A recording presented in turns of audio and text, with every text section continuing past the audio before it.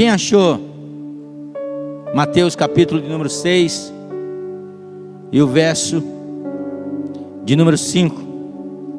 Esse texto ele tá dentro daquilo que os teólogos classificaram como o Sermão da Montanha. Foi o tempo que Jesus se reuniu junto com uma multidão de mais ou menos 5.000 pessoas, e ele começou a falar de algumas bem-aventuranças. Ele falou sobre a necessidade de sermos sal da terra e luz do mundo. Ele ensinou sobre como você conter a sua ira. Ele ensinou sobre adultério, sobre divórcio, sobre fazer voto, sobre a necessidade de amar os inimigos. Ele falou sobre a necessidade de auxiliar aqueles que precisam, os necessitados. E aqui a partir do verso 5 ele vai falar algo poderoso. Ele vai falar de uma maneira de se relacionar com Deus, de uma maneira de conversar com Deus, de uma maneira de entender Deus diferente da maneira que os judeus entendiam. Porque ele vai nos ensinar sobre a maneira certa de orar, como orar e por que orar. Ele vai falar sobre a necessidade de falar com Deus, como falar com Deus e como ouvir Deus. Ele vai chegar no verso 5 e vai dizer: quando vocês orarem, não sejam como os hipócritas. Ele está falando, a hipócrita aqui é a mesma coisa que ele está dizendo, não seja como os fariseus. O que era o hipócrita? O hipócrita se fosse, a gente vê na nossa atualidade hoje, seria um ator, sabe? Um hipócrita seria uma pessoa que interpreta uma pessoa que ela não é, um ator de novela, um ator de filme, que muitas vezes a gente confunde quem ele é, o papel dele com quem ele é, né? Esses dias eu fui no cinema e eu vi que vai lançar um filme com um dos atores que eu gosto dele, mas que eu não sei nem pronunciar o nome dele. Mas todo mundo, se eu falar do The Rock, todo mundo sabe quem é. Aquele lá que fez um papel ali no Velozes e Furiosos. Mas o nome dele não é The Rock. Mas todo mundo conhece ele por isso, por o papel que ele fez, mas não é quem ele é. E Jesus está dizendo o seguinte: olha, quando vocês orarem, não sejam como um ator, como alguém que interpreta algo que ele não é.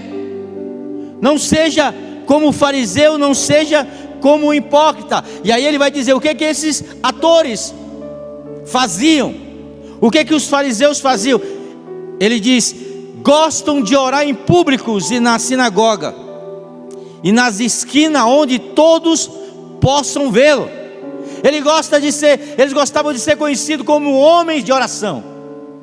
Eles chegavam na praça, levantavam as suas mãos e começavam a gritar, a falar alto, mas não porque era a personalidade deles, mas era para chamar a atenção, para as pessoas olharem para eles e dizer: esses homens são homens de Deus, são homens que oram, são homens que têm relacionamento com Deus. E Jesus ele vai falar sobre esses homens, que na realidade eles mostravam algo que eles não eram. Jesus vai dizer o seguinte, olha, em outra parte do Novo Testamento, ele vai dizer: os fariseus, eles parecem sepulcro caiado. E o que era um sepulcro caiado na época de Jesus? Na festa da Páscoa, a cidade ficava cheia, e tinha um lugar que era que era o cemitério onde enterrava os mortos. Não era murado, não era cercado, não era como é hoje.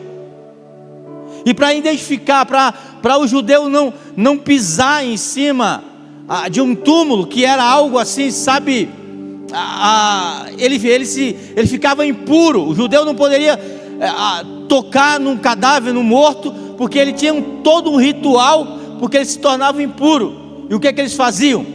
Na época das festas, da Páscoa, onde tinha muita gente andando, eles pintavam ali, calhavam aquilo de branco, e para poder as pessoas identificar que ali era um cemitério, para as pessoas identificar que ali embaixo havia túmulos, e o negócio ficava bonito.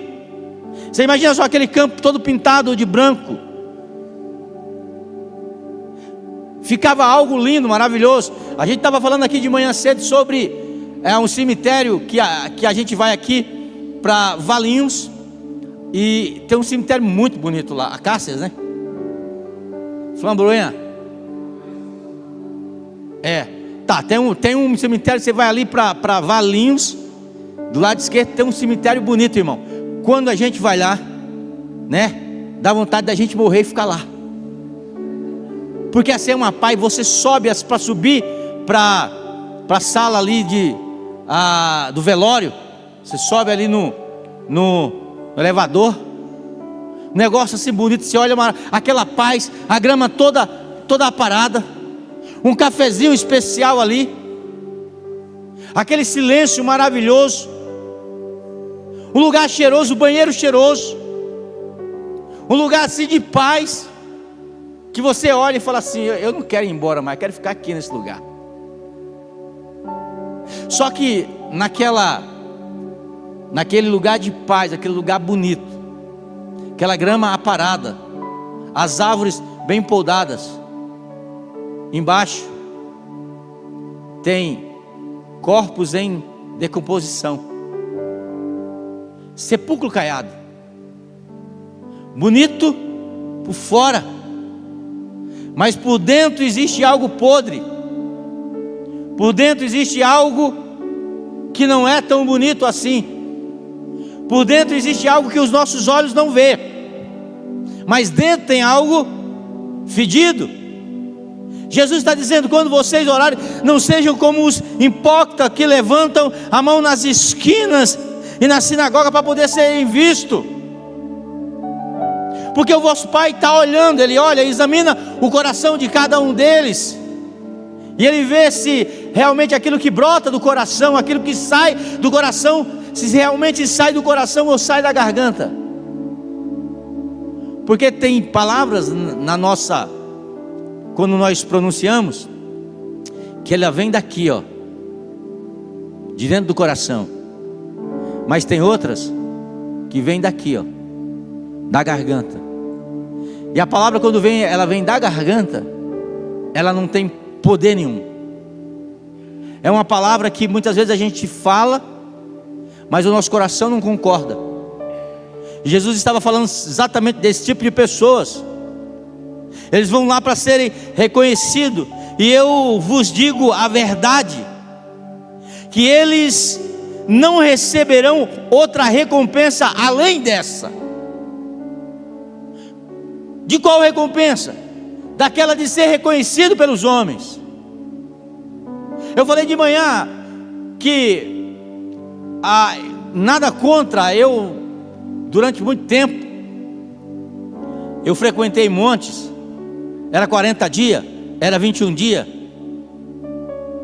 mas eu convivi com uma galera que eles iam em montes, eles achavam que por ir em monte eles eram melhor do que aqueles que não iam.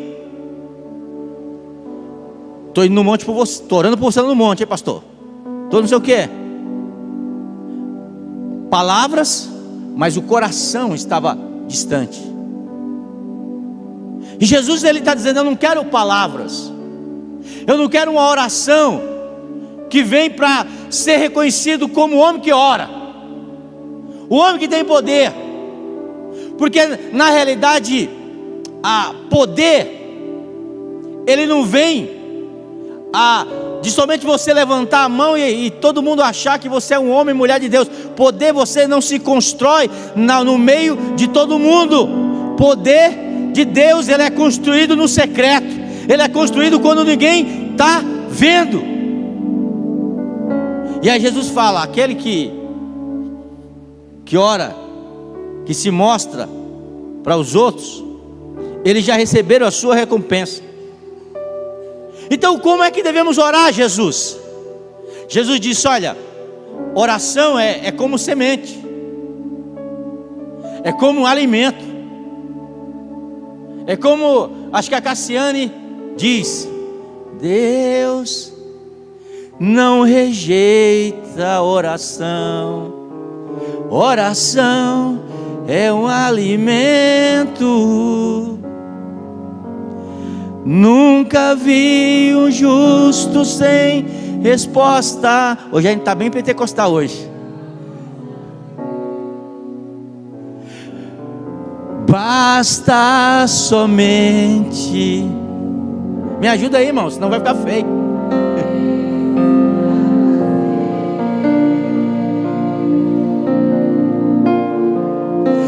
Quando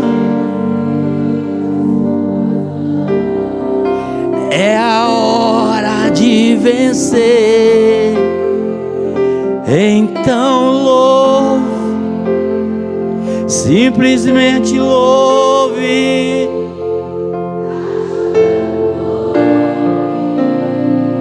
Precisando louve. Não importa.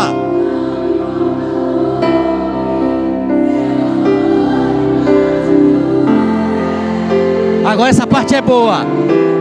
Deus vai na frente.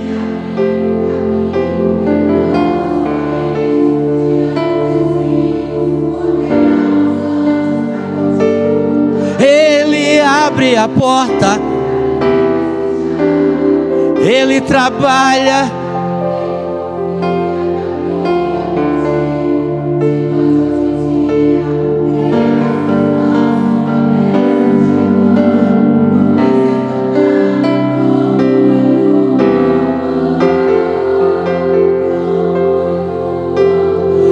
Ei, crente, sabe, essa parte aqui é para você que chegou aqui triste, achando que Deus estava esquecendo de você.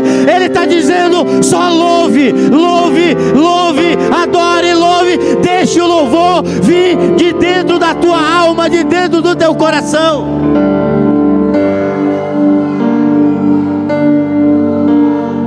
Aleluia. Aí, vou cantar. A gente precisa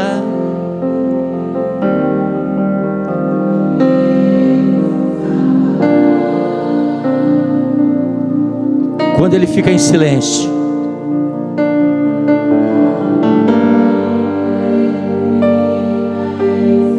Deus está trabalhando pela tua vida, hein? Ele não está falando, mas Ele está trabalhando. Ele está mexendo os pauzinhos.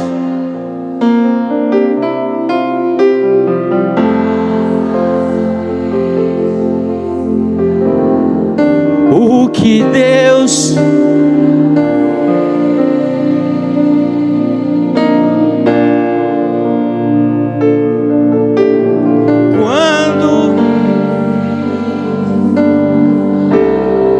irmão, eu quero ver os adoradores. Fica de pé, fica de pé, fica de pé. Então louve, simplesmente louve. Ei, olha para o seu irmão e diga: adore, adore a Ele, adore, adore, adore a Ele.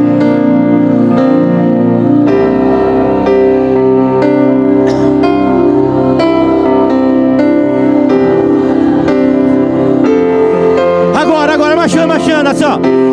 Deus vai na frente.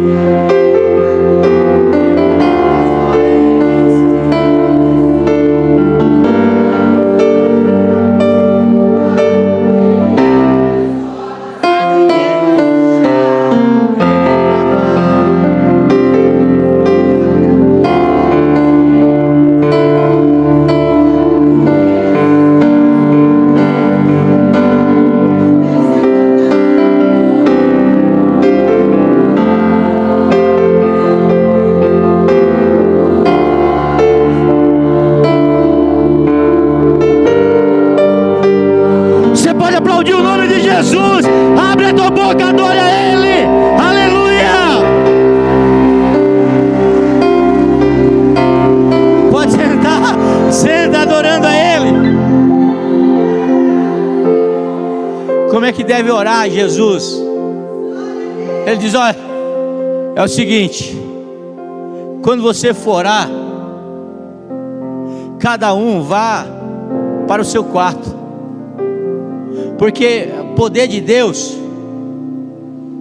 ele é adquirido no secreto. O poder de Deus, ele é adquirido na intimidade. Quer ser um homem ou uma mulher de Deus? É no secreto. Aí ele fala: você entra no teu quarto, você fecha a porta, você ora ao seu pai em segredo, e o seu pai, que observa você em segredo, ele vai fazer o quê? Ele vai te recompensar. Recompensar. Hoje eu fui na casa de uma irmã, de um casal, de uma família. E aí na hora que a gente foi almoçar, eu falei: eu vou orar. Aí a criancinha dele já tinha pedido para orar. Aí a dona falou assim: a minha filha falou que ia orar. Eu falei que era você que ia orar. Aí eu falei: não, deixa ela orar. E a gente deu as mãos assim um aos outros, e ela começou a fazer uma oração, mas uma oração tão maravilhosa. E ela demorou, sabe aquela oração que quando a gente ora, tem gente assim que você vai falar, que você não vai falar porque você vai se reservar, mas tem aquela vez que a gente vai orar, que o irmão começa a orar para a hora de almoçar ou comer, e ele começa a orar, e você, meu Deus, termina, amém, amém, amém. E a menininha assim, pequenininha, começando a orar e falando. Uma oração assim tão bonita. E Deus está dizendo o seguinte: olha, você ora em secreto, que o seu pai que te vê em secreto, ele te recompensará. Aí ele vai dizer: e quando você orar, presta atenção aqui, ó, não use de frases vazias. Quando orar, não repita frases vazias sem parar. Pastor, eu nunca fiz isso. Fez sim.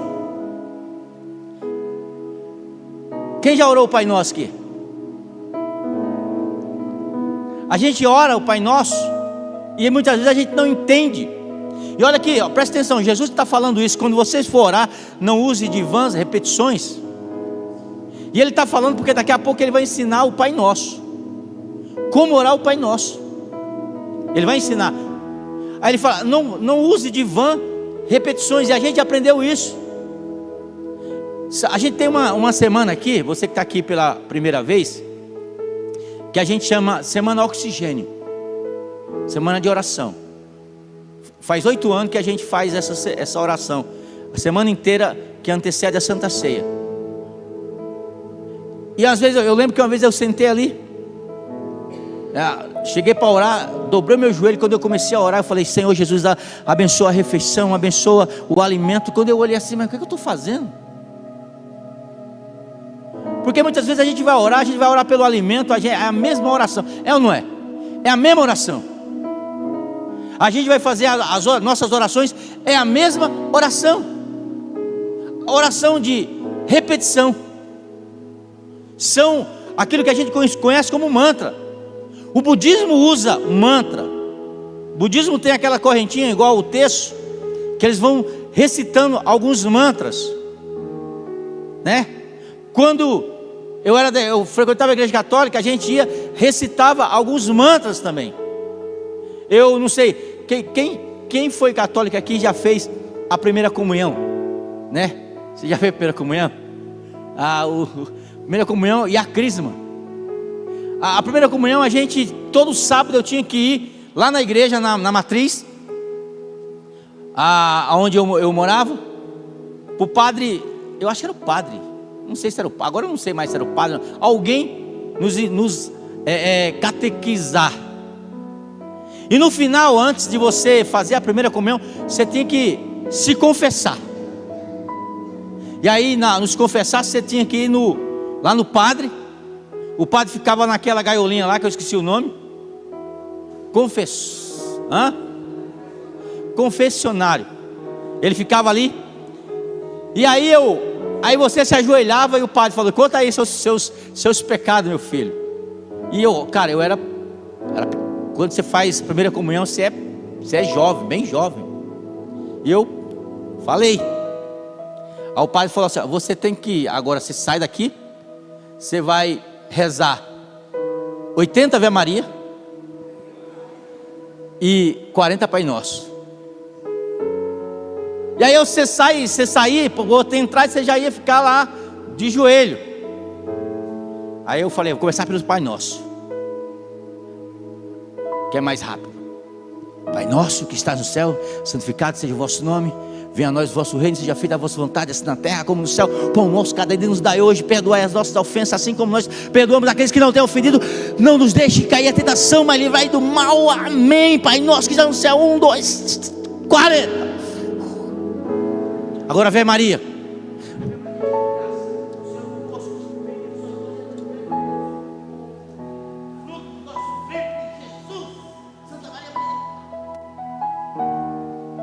E aí eu saía de lá, tipo, com aquela sensação de: estou perdoado.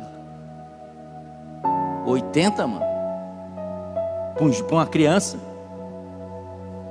E isso não é diferente para nós hoje. Quando a gente vai orar o Pai Nosso, a gente ora o Pai Nosso sem sentido. E a pergunta que a gente deve fazer é o seguinte: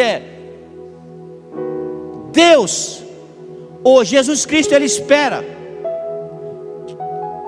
Ele conta que a gente fique com Ele em oração por algum tempo. Ou melhor, vou tentar reformular essa frase. Tem um tempo certo, ou mínimo, que a gente tem que ficar, ou precisa ficar em oração a Deus? Quem acha que tem um tempo mínimo ou não? Quem acha que não tem tempo mínimo? Pode ser qualquer tempo. Levante a mão assim. Não precisa ficar com vergonha, a gente está aprendendo aqui. Não tem um tempo. Quem acha que tem um tempo mínimo, levante a mão. E quem não acha nada? Tô igual o pintinho, pastor, não estou sentindo nada.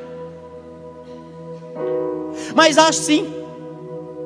A Bíblia diz que Jesus Cristo, Ele foi no Getsemane orar. Ele levou Pedro e João, e Ele disse: olha, vocês fiquem aqui orando, que eu vou lá na frente orar ao Pai.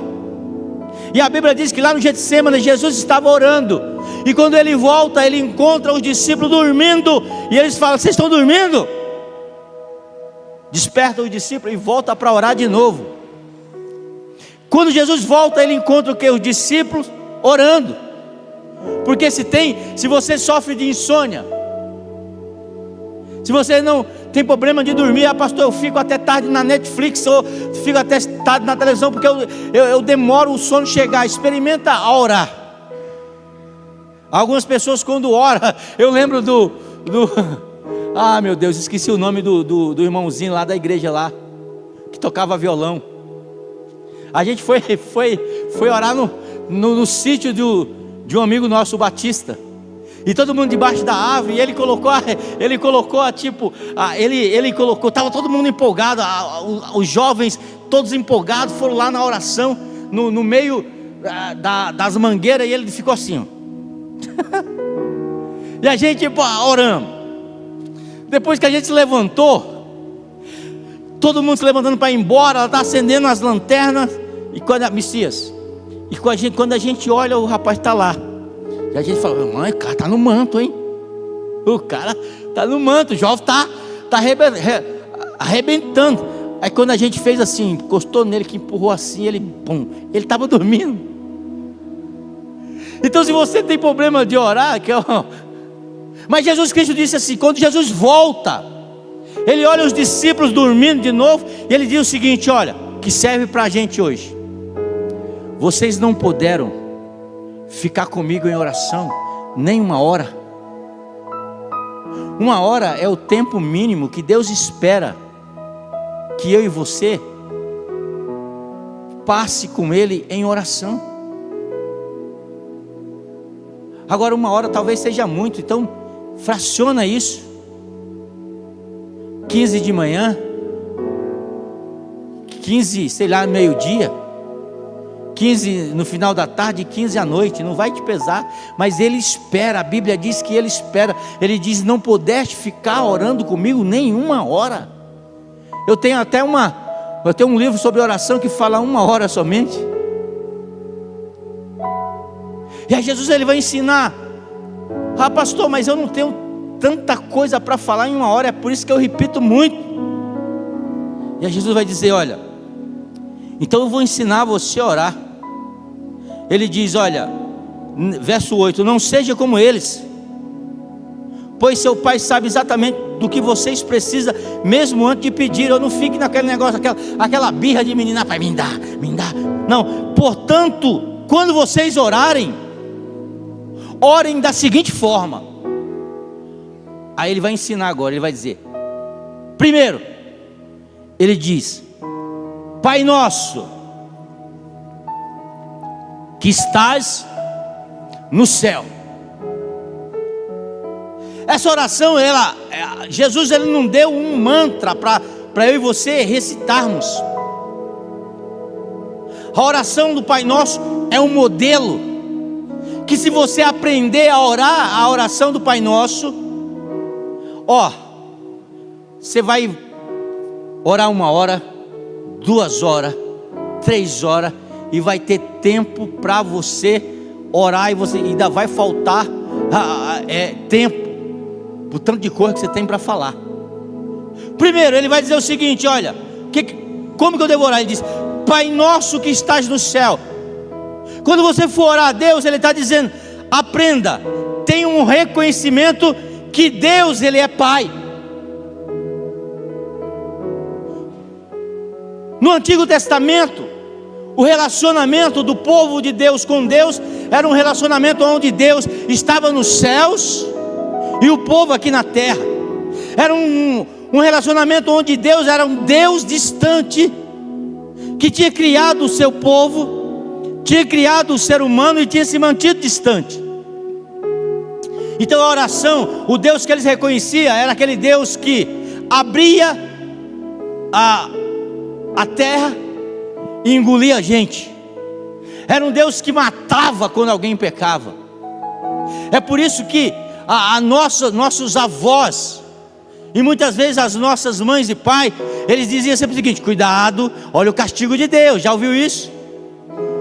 Alguém estava passando por alguma dificuldade, irmão, quem não passa dificuldade? A gente olhava, porque assim, a vida do irmão, e pensava assim: cara, Deus está pesando a mão sobre a vida dessa pessoa.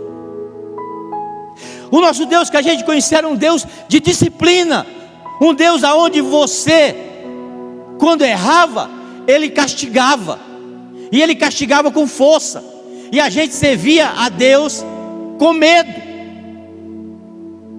porque a voz que a gente ouvia era sempre: cuidado que Deus vai pesar a mão sobre você.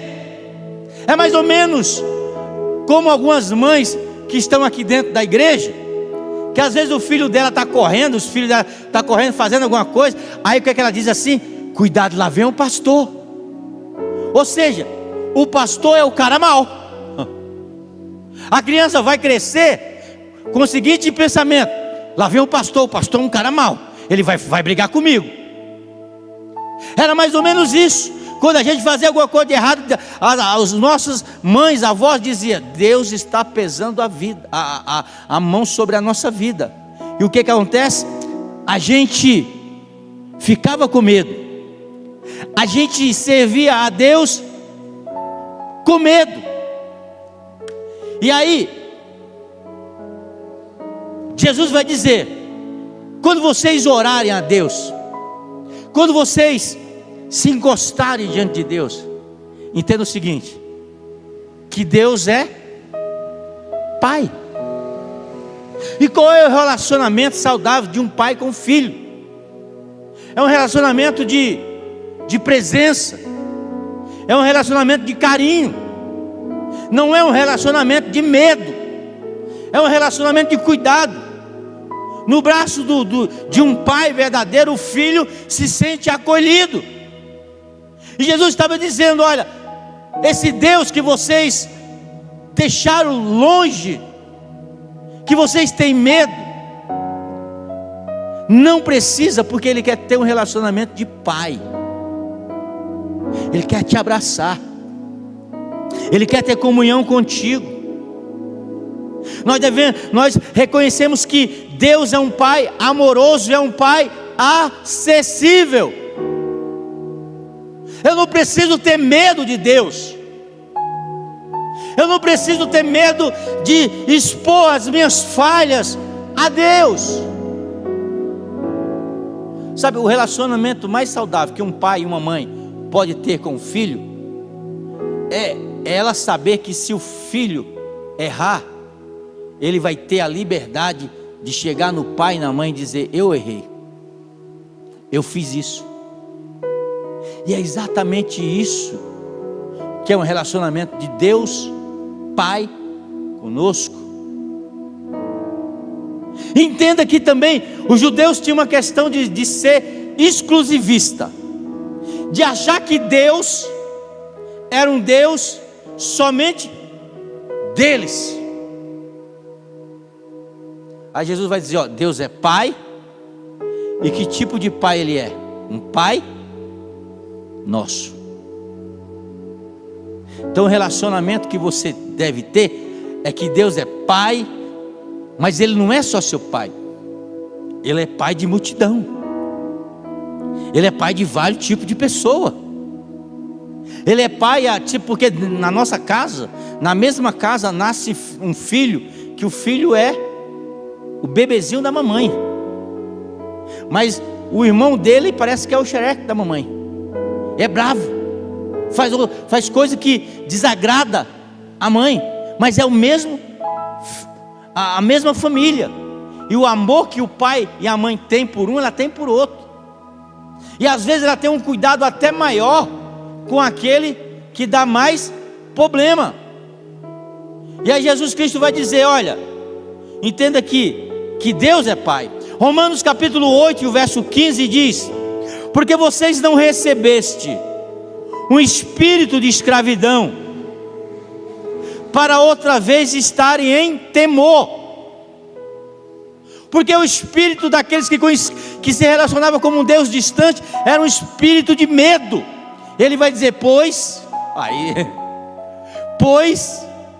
vocês não receberam um espírito que o torne de novo escravo,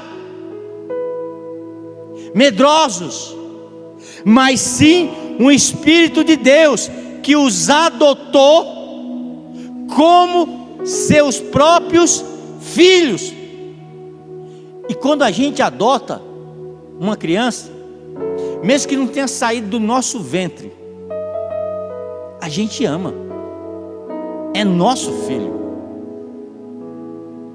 Não é porque não nasceu de nós que não é. Não é porque eu nasci na descendência judaica que eu não sou filho de Deus.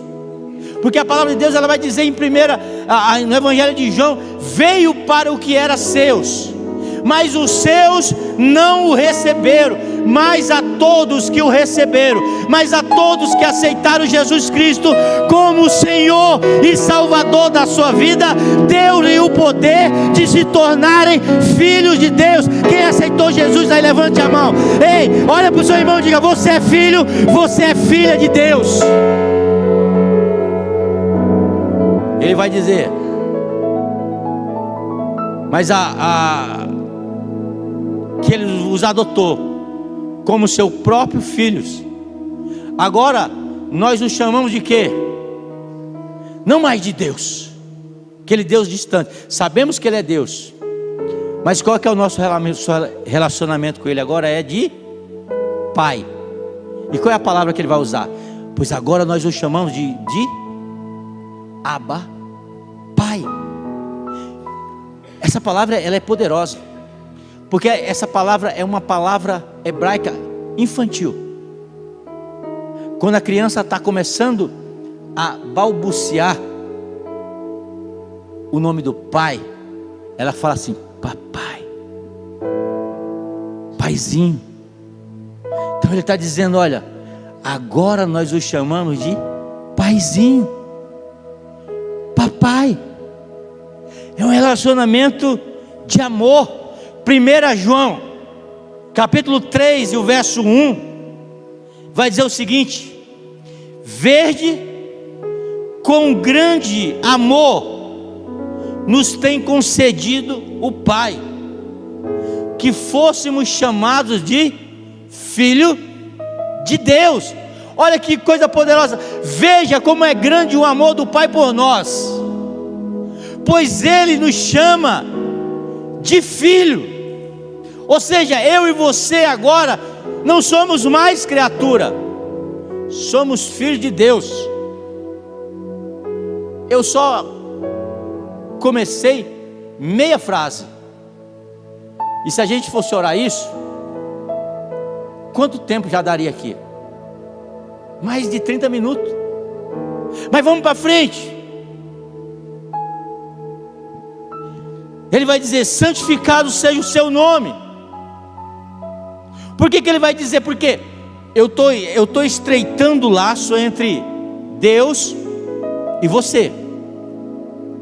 Só que muitas vezes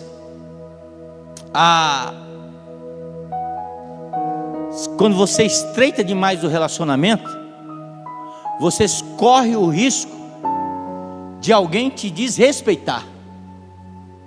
Então a relação de Deus ela é mais ou menos assim, ó. Isso vou te falar, digo eu. É mais ou menos a relação de um braço. Um braço que alcança e diz: ei, eu sou teu pai, conta comigo. Mas um braço que não deixa você ser íntimo demais, para você tipo gravar música, tipo tudo que eu quiser, o cara lá de cima vai me dar. Isso é uma coisa de desrespeito. Apesar de Deus ser um pai, eu não chamo meu pai de cara. Gente, se eu chamasse meu pai de cara, eu estava sem dente hoje. Respeito. Você lembra o tempo que você fazia uma coisa errada, o seu pai só olhava? Linguagem, eu aprendi linguagem corporal na infância. Quando eu fazia algo errado, que a minha tia, o meu avô ou meu pai, quando eu tinha pouco tempo de convivência com ele, que ele olhava assim, ele olhava e falava: estou frito. Já comunicava, porque era respeito. Você não ficava conversando quando os adultos estavam conversando ali. Você tinha respeito. Então Jesus está dizendo o seguinte: olha, apesar dele ser pai, o seu nome é santificado. Existe um respeito na santidade de Deus. Devemos reverenciar, honrar o nome de Deus em nossa vida e testemunho. Isaías capítulo 6 e o verso 3 diz: e clamavam uns para os outros, dizendo: santo, santo, santo é o Senhor dos exércitos. É um pai que ele é um pai amoroso. Ele é um pai que nos ama, Ele é um pai que nos abraça, Ele é um pai que está sempre conosco. Quando passares pela água, ela não te afogará. Quando passares pelo fogo, Ele não te queimará. Ele é um pai que está sempre conosco, mas é um pai santo, que o nosso relacionamento com Ele deve ser um relacionamento com Deus santo. 1 Pedro capítulo 1 e o verso 15 diz: mas, 1 Pedro verso 1, 15 diz: mas, porém, sejam santos em tudo o que fizerem, como é santo aquele que vos chamou. Aí a gente fica assim: pastor, é difícil ser santo, porque a gente tem um entendimento que uma pessoa santa é uma pessoa que não erra, é uma pessoa que não peca. Existe uma diferença entre andar em pecado e pecar. Eu andava em pecado quando eu não conhecia Deus, mas depois de conhecer a Deus, eu parei de andar em pecado, mas eu não parei de pecar. E qual é a diferença entre andar em pecado e pecar?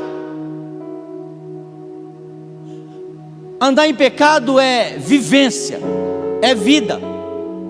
Pecar para um crente é um acidente de percurso. A palavra pecado em si, ela já diz o que é pecado. A palavra pecado, vou mostrar uma de intelectual. Você notou que toda vez que a gente quer mostrar que a gente é intelectual, a gente usa uma frase, né, uma palavra em inglês que a gente não sabe nem o que significa direito, ou a gente usa uma palavra tipo, no grego quer dizer isso, no hebraico quer dizer isso. Então a palavra assim, para dar uma de intelectual e de teólogo, a palavra hebraica, a grega para pecado é hamartia, que quer dizer errar o alvo, que remota aqueles jogos da Grécia, onde tinham aquele jogo de tiro de flecha ao alvo. Tinha aquele círculo, lembra? E tinha um ponto preto no meio daquele círculo. Você sabe como é que é o nome daquele ponto preto que o pessoal conhece? O olho do boi. Aí o arqueiro pegava, a intenção do arqueiro, do competidor, era esticar a flecha, e ele precisaria acertar o olho do boi. Os competidores, quem acertasse mais perto do olho do boi, que era o alvo, era aquele que ganhava. Perto, distante, existia um juiz. E quando o cara esticava a flecha e atirava, e ele não acertava o olho do boi, o juiz levantava a mão e dizia hamartia, ou seja, pecou. Ou seja, errou o alvo. Quando a gente peca, a gente erra o alvo. E qual é o alvo? O alvo é se aproximar desse Deus que é um Deus santo. Toda vez que a gente peca, a gente fica mais distante de Deus. Mas toda vez que a gente corrige a nossa rota, que a gente vai quase acertando o olho do boi, a gente se torna mais santo. Então, eu peco hoje, mas o pecado é um acidente de percurso. Imagina você estar andando e de repente você pisou numa pedra e você escorregou e caiu. O que é que você faz? Se levanta, dá uma limpada e continua o alvo, caminhar de novo. Por isso que 1 Pedro vai dizer: filhinhos, não pequeis, mas se pecar, nós temos um advogado diante do Pai. Por que ele está falando isso? Filhinhos, ele está falando para os filhos de Deus. Ele diz: não pequei, porque existe uma possibilidade, mesmo aquela pessoa que é santa, aquela pessoa que é consagrada, ela errar de vez em quando o alvo. Ele diz: não pequeis, mas se você errar o alvo, se você pecar, nós temos um advogado diante do Pai, Jesus Cristo, Filho. Ele é o pagamento antecipado pelos erros que ainda não cometemos. Mas se você cometer, peça perdão e já está tudo pago. Aí ele vai dizer no verso de número 16, 1 Pedro 1:16 agora. Mas como é santo aquele que vos chamou, sede vós também santo, pois as Escrituras dizem: sejam santos, porque o Senhor vosso Deus, Ele é santo. Então quando a gente vai orar o Pai Nosso, a gente vai orar entendendo que Deus é um Deus santo. Mas vamos continuar. Ele vai dizer: venha o teu reino. O que é vir o reino de Deus? Ele está falando da busca pelo reino de Deus. Estamos pedindo que o governo de Deus seja estabelecido. Eu falei de manhã assim: olha, tudo bem se existe uma bancada evangélica lá no Congresso, tudo bem se a gente orar para ter políticos que sejam cristãos, crentes. Tudo bem se a gente orar para ter um presidente crente, para ter um prefeito crente, um vereador, e aí etc. Mas o que eu tenho que entender é o seguinte: por mais leis que eles façam em benefício da igreja, isso não vai trazer o reino de Deus para a terra.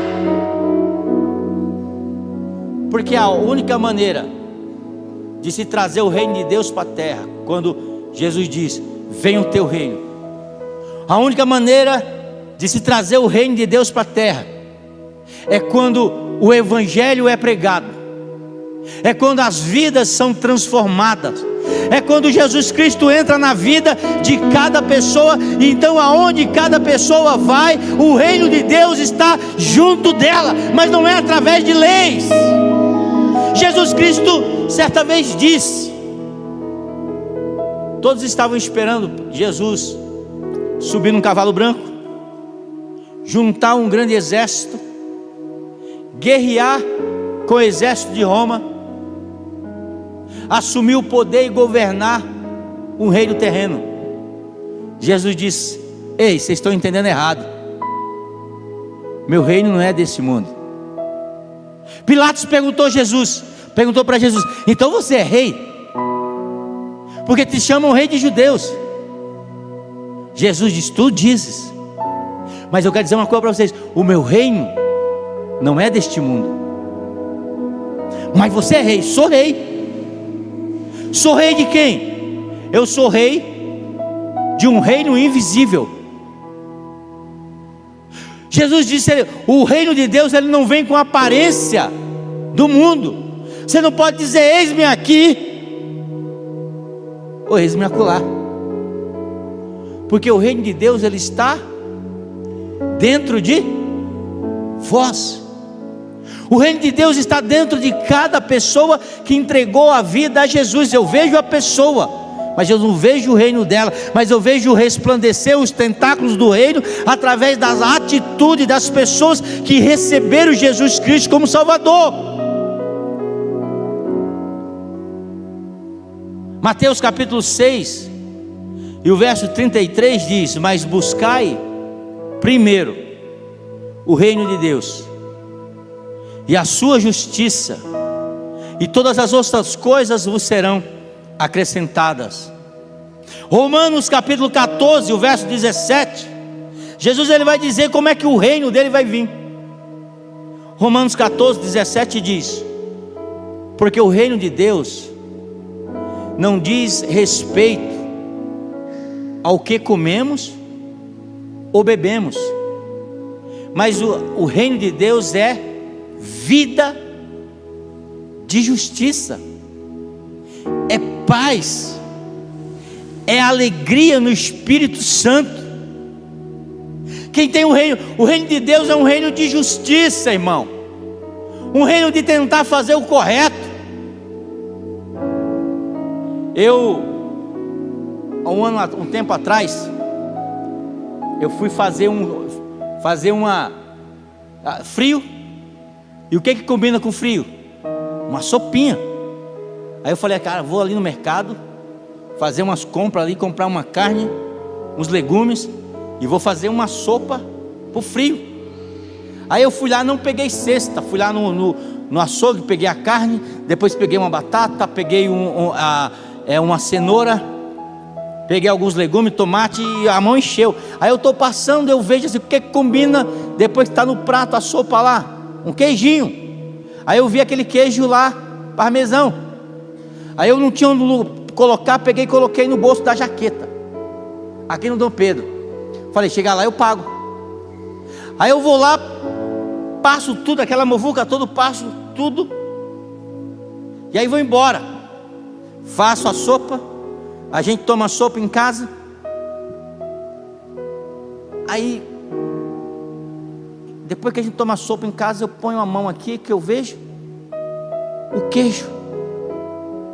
Aí eu falei, na hora eu falei, meu Deus, é um queijo, irmão. Era um e pouco, hoje está R$3, mas era um e pouco. Eu falei, meu Deus, o Anderson trabalha ali, o Anderson toca na igreja, e se ele puxar na câmera lá e ver que eu peguei um queijo, e se alguém viu, eu faço capelania lá na polícia, e estava lá o cara trabalhando de segurança lá, e se na hora ele me barra e fala assim, pastor, roubando um queijo parmesão de R$1,50, e eu comecei a ficar com aquele negócio na minha cabeça, e eu falei, será que dá tempo agora? Eu vou lá, eu vou entregar. Antônio, não, está fechado já. Eu falei, e agora? Eu fiquei naquela angústia, meu Deus, se alguém ver, como é que vai ficar o meu nome? No outro dia, antes do mercado abrir, quando o mercado estava abrindo, eu já fui lá. E aí eu cheguei para a moça e falei, moça, você não estava aqui ontem, mas ontem aconteceu assim, assim, eu coloquei esse queijo aqui dentro da minha jaqueta, eu esqueci de pagar, mas eu não queria roubar, eu quero pagar o queijo agora, como é que eu faço para pagar? Ela falou, não, deixa quieto, é R$1,50, pode ir embora. Mas eu fiquei com aquele negócio no meu coração, por quê?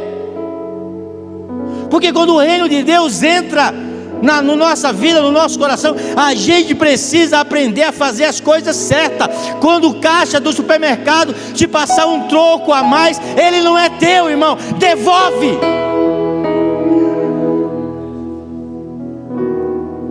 Se você achou, se alguém passou e derramou, porque tem gente assim, tá lá na fila, o cara vai pagar alguma coisa lá, ele puxa, aí cai uma nota de 50, ele dá um passo para frente, pisa em cima e fica lá.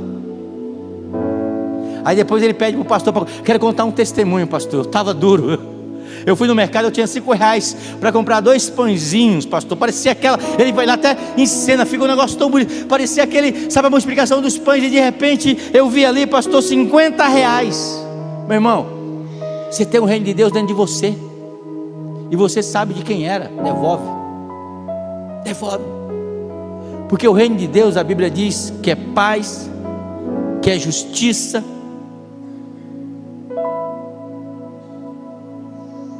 que é alegria no Espírito Santo. Quarto, ele vai dizer, seja feito a tua vontade, assim na terra como no céu. Ele vai ensinar a nós orarmos por submissão à vontade de Deus, porque tem vezes na nossa vida que a gente quer fazer a nossa vontade, sim ou não? E a oração do Pai Nosso, ela vai nos ensinar a fazer a vontade de Deus. Nós devemos buscar a vontade de Deus, aceitando e confiando que ela é perfeita. A vontade de Deus é boa, perfeita e ela é agradável. Sabe, não existe um reino onde a vontade do seu rei não prevalece. Então, se a minha vida, se a sua vida, ela não prevalece a vontade do rei, é porque o reino de Deus, ele não está dentro de nós. Porque quando o reino de Deus está dentro de nós, a vontade de Deus, ela é feita, não a minha vontade. Romanos capítulo 12 e o verso 2 diz o seguinte: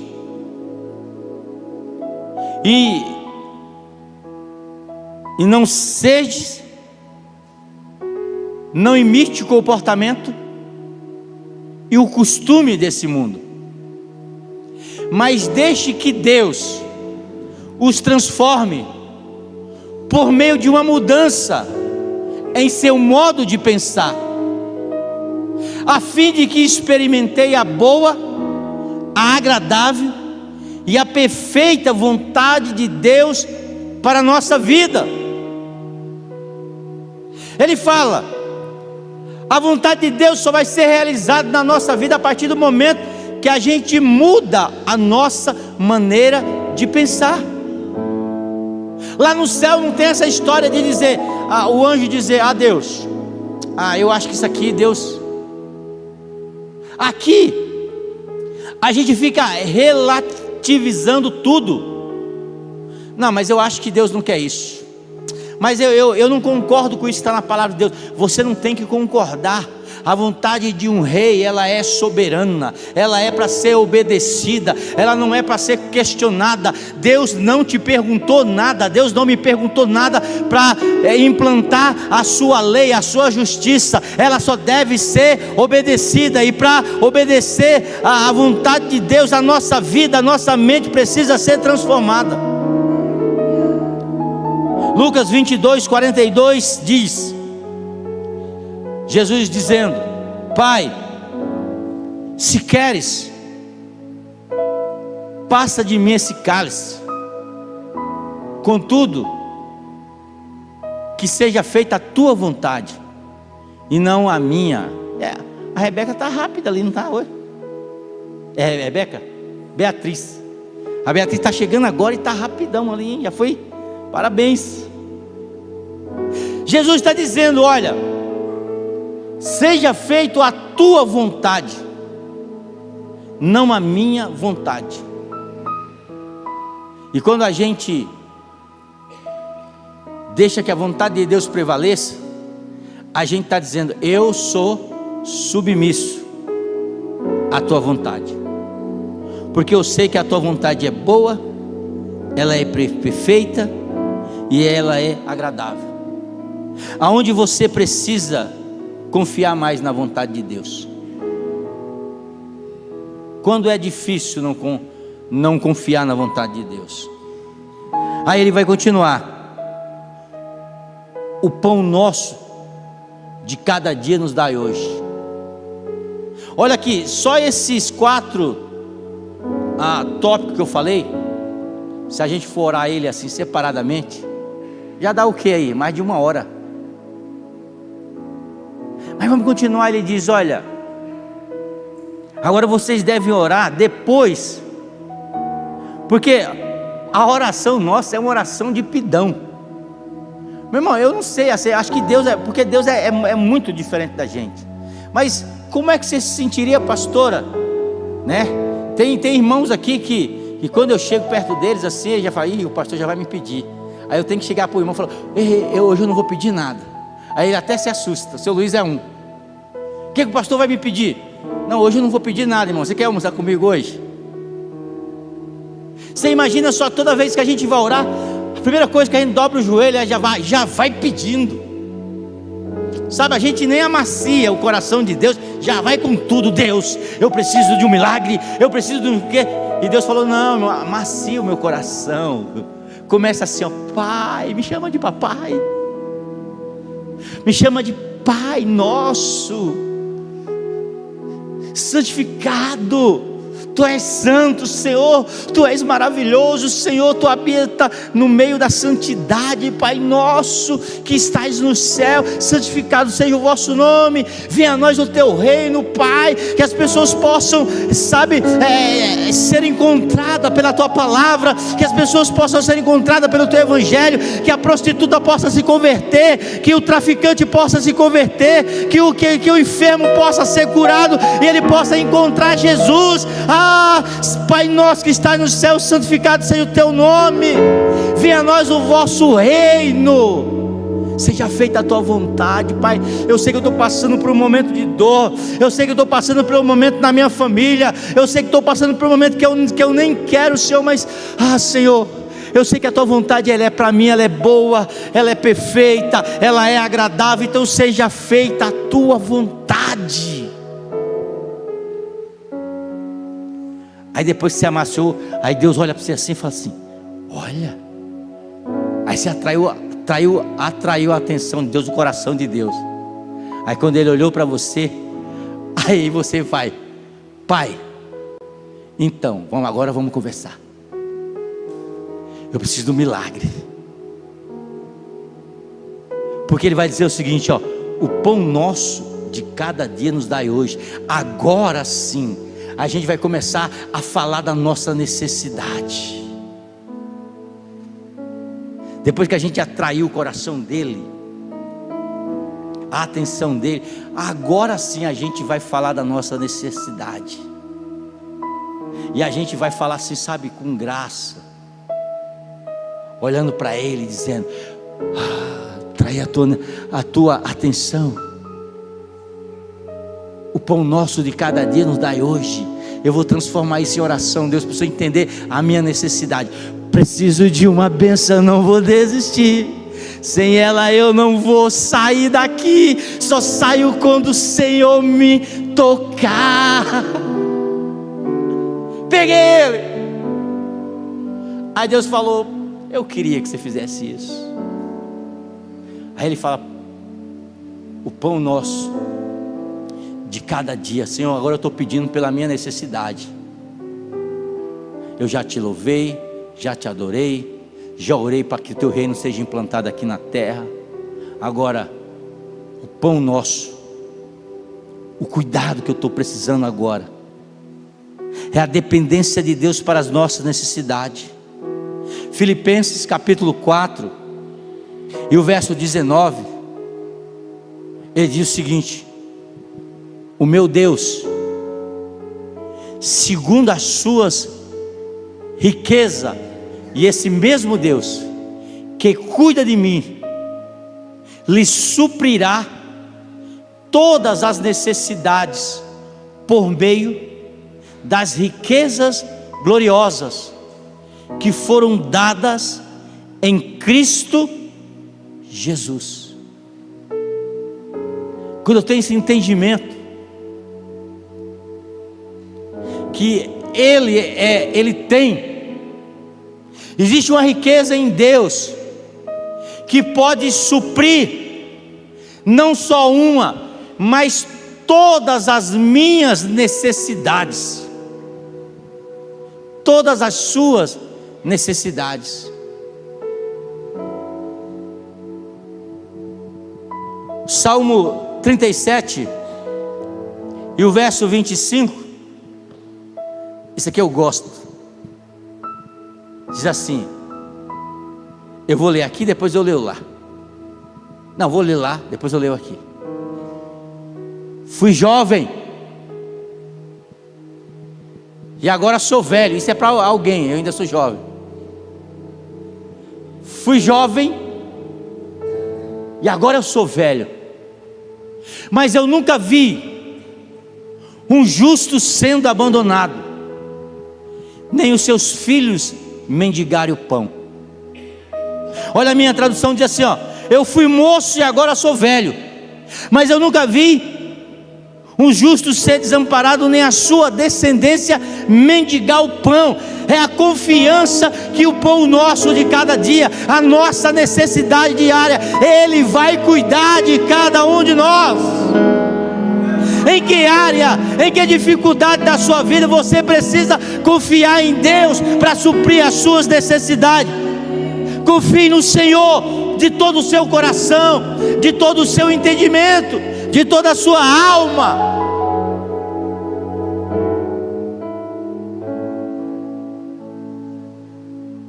Na oração do Pai Nosso, Jesus vai ensinar que existe um bloqueio que precisa ser derrubado se nós quisermos. Olhe para mim, eu estou combinando com o Fabinho, a gente vai fazer um jeito do Ministério de Louvor entrar por trás sem ninguém perceber, porque quando eles vão aqui, todo mundo para de olhar para mim e olha para eles. Ali a gente vai fazer uma porta ali, eles vão entrar ali igual estrela, vão ficar no camarim. Aí na hora eu falo assim, grupo de louvor, aí eles vão entrar e quando vocês menos esperar, eles estão aqui. Aí eu não perco o foco da mensagem. Mas como eu estava falando, existe um bloqueio que precisa ser derrubado se nós quisermos que a nossa oração ela produza efeito. Jesus vai falar aqui agora: perdoa as nossas dívidas, assim como perdoamos os nossos devedores. Existe um poder quando você libera um perdão para aquelas pessoas que te machucaram. A falta de perdão, ela interrompe a conexão, a nossa oração e a resposta de Deus para com a nossa vida. Tem gente que precisa liberar perdão, tem gente que a vida está travada porque não conseguiu perdoar. O perdão não tem nada a ver com o ofendido, ou melhor, com o ofensor, com quem me ofendeu. Perdão tem a ver comigo. Eu não perdoo por causa de quem me machucou. Eu perdoo por causa das bênçãos de Deus que precisam vir na minha vida. E a oração do Pai Nosso está dizendo: perdoa os nossos pecados, Senhor, porque o nosso pecado, a Bíblia diz que é o nosso pecado que faz separação entre nós e Deus.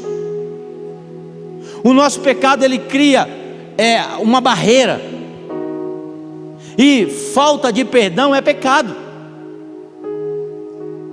porque nós somos filhos de Deus, a imagem e semelhança de Jesus. E uma das qualidades do filho de Deus é, sabe o que? É perdoar. Quem assistiu aquele filme que está no cinema, A Forja? Ah, irmão, está mais de um mês, eu vou contar. Eu vou contar. Vou. Ah, irmão, eu não seguro, né? Eu sou igual aqueles três crentes que foram se encontrar. E eles na reunião deles lá, dos três, eles falaram assim um para o outro, assim: olha, a Bíblia diz que nós temos que confessar os nossos pecados uns para com os outros. Vamos conversar, qual que é o seu? O outro falou assim: eu não posso ver um dinheiro, cara. Se tiver um dinheiro em cima da mesa, eu ver lá, eu cato aquele dinheiro. Esse é o meu ponto fraco, a minha fraqueza. Aí todo mundo olhou para o outro: e você? Rapaz, eu não posso ver uma mulher, rapaz. Se eu estou passando, se faz uma mulher, eu olho. E aí os dois ficaram olhando para o outro lá, e o outro não falou nada. E aí, você não vai falar nada? Qual que é o seu pecado? Eu falei: irmão, meu pecado é que eu não consigo guardar segredo. Vou contar tudo para o pastor agora. Eu não consigo contar segredo, mas respeito o irmão que não assistiu ainda, eu não vou falar. Mas existe o seguinte: a gente precisa aprender a perdoar. Jesus Cristo vai dizer: perdoa as nossas dívidas, assim como nós perdoamos os nossos devedores. Aquilo que tem nos ofendido, aquilo que tem, sabe, nos magoado. Isso nos torna leve. A gente, como pastor, falando como pastor, a gente sofre de muita ingratidão, e a gente tem que trabalhar muito nosso coração. E eu lembro assim que, sabe, meu coração hoje é leve e solto. Esses dias a gente estava trocando as cadeiras, e eu liguei para uma igreja, e os irmãos sabem quem é. Falei para o pastor: pastor, e aí? Porque você quer as cadeiras para você? Alguns anos atrás a minha oração é: Senhor, fogo do céu, e queima ele e os 100, igual Elias. Mas o meu coração está curado. Pastorzão, não vou usar as cadeiras, você quer para você? Estou te doando. Ele ficou até assim, ó. Por quê? Porque quando você libera o perdão, você se torna leve. E você se tornando leve, você abre um fluxo para que Deus derrame as bênçãos dele na sua vida. Você pode ficar de pé. Se essa palavra falou com você nessa noite, e você quer receber uma oração: pastor, hoje eu entendi o que é que significa a oração do Pai Nosso. Eu quero orar com você nessa noite. Saia do seu lugar, venha até a frente. Deus quer falar com você.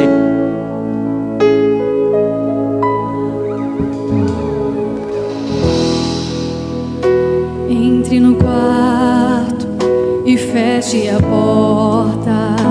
Venha, venha. Hora de falar. Essa é a hora que você responde: eu preciso ouvir mais de Deus. De joelho e sinta a presença que toma todo esse lugar.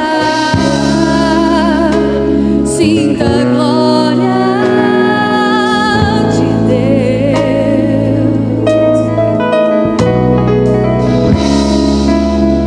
Sinta a glória do Pai.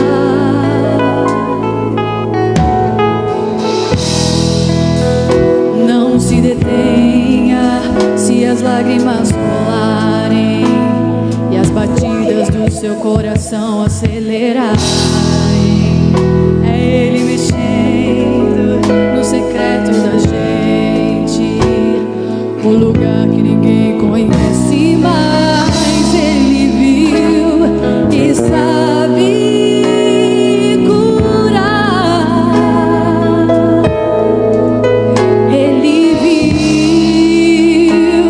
e sabe o remédio pra curar toda ferida.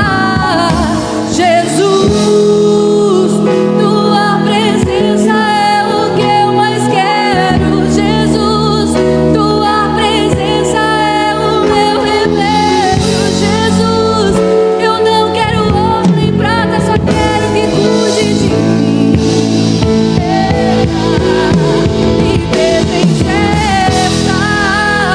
Presença que mexe e confronta com tudo aqui dentro da gente, Aleluia! que causa arrepio na alma e a gente sente. Jesus, que eu perca dinheiro, que eu perca amigo, só não quero perder a presença, a presença, a presença, a presença. Coloque a mão no seu coração. Senhor, em nome de Jesus, em Ti, ó Deus, há poder. Em Ti, ó Deus, há vitória, Pai.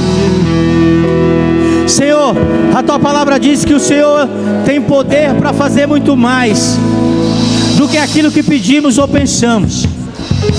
Pai, embora, ó Deus, o diabo, ó Deus, tenha dito, ó Deus, que não existe mais jeito. Embora, Deus, a gente possa olhar, ó Deus, e não enxergar nada além, ó Deus, de lutas e tribulações. Mas a Tua palavra diz que essa leve e momentânea tribulação, ela produz em nós um peso eterno de glória. A Tua presença está conosco, como a Tua palavra diz: eu nunca vi o justo desamparado e nem a sua descendência mendigar o pão. Senhor, Tu tens cuidado de cada um de nós, ó Pai. O Teu cuidado não falha, o Teu amor não falha. Espírito Santo de Deus, tira do nosso coração toda a incerteza, tira do nosso coração, ó Deus, tudo aquilo, ó Deus, que nos entristece, ó Pai, e mostra a Tua glória, Pai, e mostra a Tua glória, Deus. Ah, Senhor, certa vez a Tua palavra diz que os discípulos iam passando e viam um cego passando por aquela dificuldade e perguntaram: Senhor, por que que ele está desse jeito? Será que ele pecou? Será que o pai dele pecou? Será, Senhor, que ele está colhendo aquilo que ele plantou? E o Senhor disse para os seus discípulos: não, o pai dele não pecou, ele não pecou, mas ele está passando por esse momento porque eu quero demonstrar a minha glória sobre a vida dele. Deus quer demonstrar a sua presença, a sua glória, o seu milagre sobre a tua vida. Deus tem cuidado de você, Deus vai continuar cuidando de você, Ele não vai te decepcionar. porque a palavra de Deus, ela diz que mesmo que uma mãe que amamenta esqueça do seu filho de colo, Deus de maneira nenhuma Ele vai se esquecer de você. Ele vai olhar para você. A palavra de Deus, ela diz que Deus trabalha enquanto nós dormimos. Descansa no Senhor, descansa nele, descansa nele. A palavra de Deus, ela diz para a tua vida: 1000 cairão ao teu lado, 10.000 à tua direita, mas você não será abalado, porque você é o queridinho do papai. Abba, a palavra de Deus, ela diz na oração: Abba, pai, papai. Deus te ama, Deus tem planos na tua vida, Deus tem um cuidado para você. Fica tranquilo, descansa no Senhor, descansa nele. Pai, em nome de Cristo Jesus, vem Espírito Santo de Deus.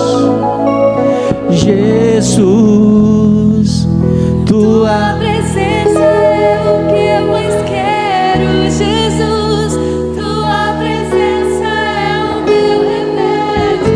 Jesus, eu não quero ouro nem prata, só quero. Aleluia. Será que você pode aplaudir o nome de Jesus? Que presença é essa? Presença que mexe com pronta cultura, que Deus presente, que causa arrepio na alma e a gente. Jesus, que eu perca dinheiro, que eu perca amigos, só não quero perder. Só presença, só presença. Aleluia. Que Deus possa continuar abençoando sua vida. Eu profetizo para a tua casa, para a tua vida, uma semana abençoada, uma semana de vitória. Você recebe isso para você? Estenda suas mãos. Pai, eu quero te louvar nessa noite, Pai. Que o Senhor continue, ó Deus, abençoando o teu povo. Que o Senhor continue abençoando a tua igreja. Eu profetizo uma semana de paz, uma semana de milagre, uma semana de cuidado. E que a graça de Deus Pai, que a consolação do Espírito Santo de Deus e o amor de Jesus esteja no meu e no seu e no nosso coração. Se você crê, diga amém. Deus abençoe, boa semana, vai na paz.